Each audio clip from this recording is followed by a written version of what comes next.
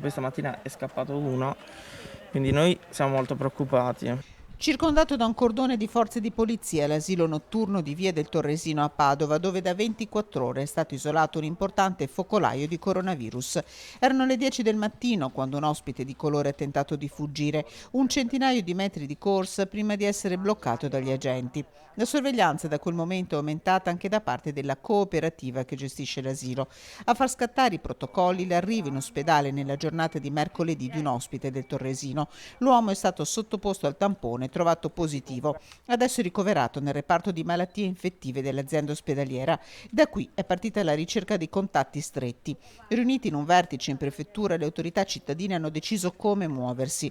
39 in totale positivi, compreso il clochard ricoverato. Uno è un operatore che lavora nell'asilo notturno. I positivi sono ospitati in un'ala del palazzo. 39 le persone con tampone negativo. Tamponi sono in corso anche per gli altri operatori della cooperativa che si sono turnati al Torresino in questi giorni. Intanto c'è grande preoccupazione tra i residenti. Di sera noi li vediamo tutti quando vanno a letto. Qui là Ieri sera cosa ha visto?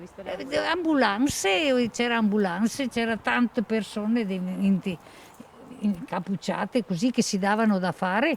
Allora ho dovuto chiudere. Io sono sempre stata attenta da quando è spuntato. Io vengo a fare le pulizie qua al patronato, questa cosa qui non la sapevo.